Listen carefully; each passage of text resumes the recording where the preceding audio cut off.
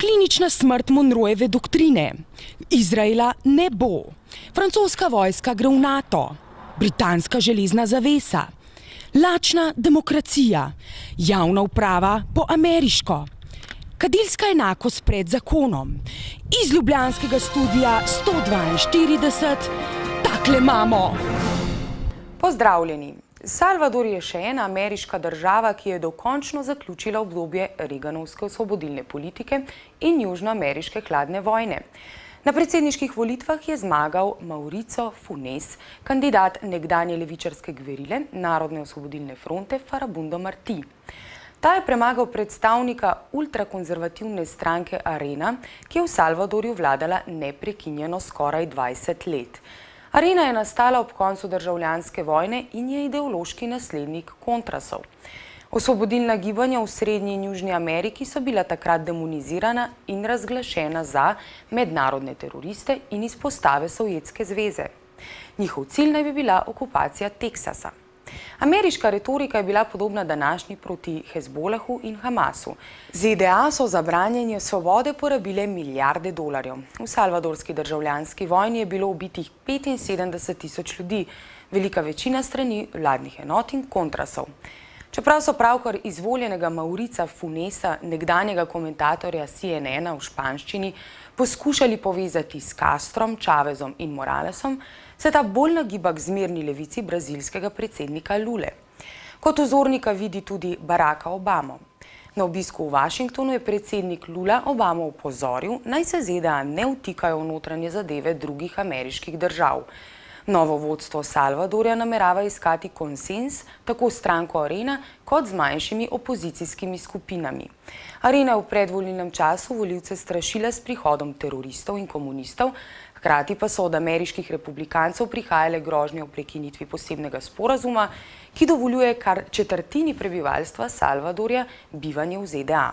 V Srednji Ameriki sta sedaj na oblasti dve bivši gverilski organizaciji, sandinisti v Nikaragui in Fronta Farabundo Martí v Salvadorju. Predsednika Hondurasa in Gvatemale sta levičarja. Monroejeva doktrina se je očitno dokončno iztrošila. Así que los ricos acá se han acaparado de todos los beneficios del gobierno, se han arrinconado a él para buscar siempre sus ventajas. Así es que hoy están diciendo que quieren un cambio. 20 años donde fueron engañados, fueron excluidos, fueron marginados. Así es que no ha habido interés para ellos. Mauricio Funes ha sido la solución y por eso llaman el cambio. Libertad de expresión, libertad ambulatoria y especialmente la libertad de culto. Yo soy cristiano, a mucha honra, soy seguidor de Cristo y quiero seguir siéndolo, con libertad. ¿Y cree usted que el Frente no puede digamos que tengo dudas acerca de ellos y tengo seguridad acerca de este bloque de derecha, que es Arena. CIA je izdala strogo zaupno študijo, ki pa je kmalu pricurljala v javnost. V njej pritrjuje Ahmadinejadovi tezi, da bo Izrael kot židovska država v naslednjih 20 letih prenehal obstajati. Razlogi, ki jih navaja CIA, so le malce drugačni od iranskih.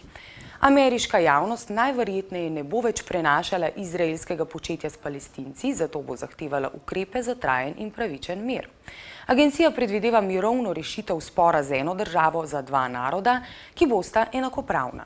Za trajen mir bo omogočena vrnitev palestinskih beguncev iz leta 48 in 67. Sočasno bo v ZDA odšlo 2 milijona izraelskih državljanov židovskega rodu. Že sedaj ima kar pol milijona Izraelcev ameriško državljanstvo, večina, kar 300.000, jih je prijavljenih v Kaliforniji. V Rusijo in vzhodno Evropo se bo vrnilo 1,5 milijona Židov. Po več kot 40 letih odsotnosti se namerava francoska vojska vrniti pod okrilje NATO. Francija pod De Gaulom je hotela imeti v zvezi enakovredno vlogo z Američani in Britanci. Ti so predlog o tripartitnem direktoratu zavrnili. Zaradi tega je leta 1959 De Gaulle začel z umikom francoskih enot izpod skupnega poveljstva. Do leta 1967 so baze na ozemlju Francije zapustile zadnje enote NATO, Francija pa je razvila lastno jedrsko orožje. Prevelika moč ZDA v zvezi NATO še danes ostaja glavna ovira v odnosih med Francijo in ZDA. Sarkozy bi podobno kot Chirac pred desetletjem Francijo pripeljal pod okrilje NATO. Problem so francoski pogoji, ki so ostali enaki. Evropska obramba bi morala biti neodvisna od ZDA, Francija bi pri tem prevzela vodilno vlogo. Britanska policijska država se nezadržno širi in vsakič znova preseneča z domiselnostjo ukrepov.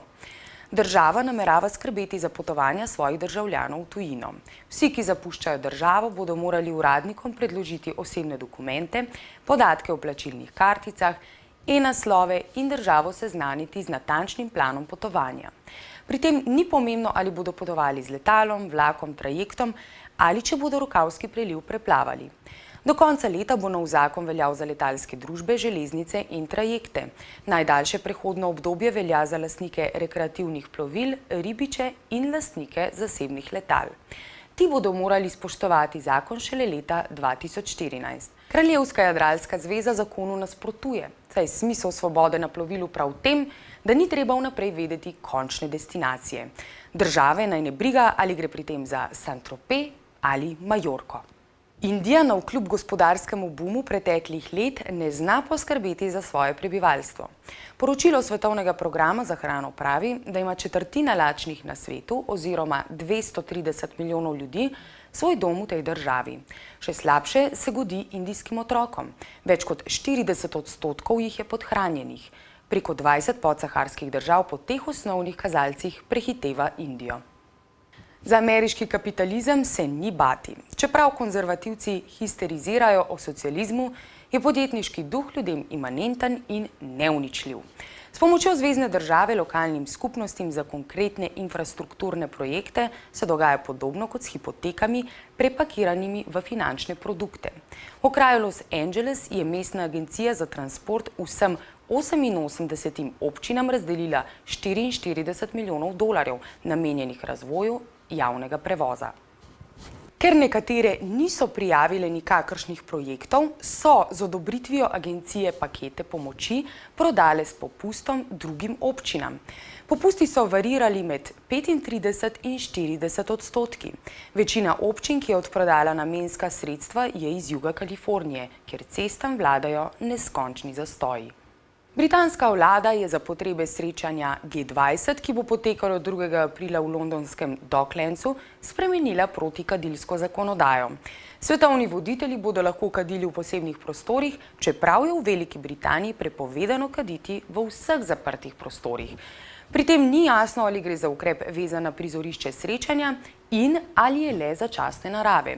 Ljudje so jezni, ker so pred sprejetjem zakona državo opozarjali na možnost uvedbe kadilnic. Najbolj je prizadeto gostinstvo, ki mu je po uvedbi zakona močno upadal promet in zaslužek. Kar je omogočeno tujim državnikom, ni omogočeno domačemu prebivalstvu. Iz ljubljanskega studia 142, takle imamo.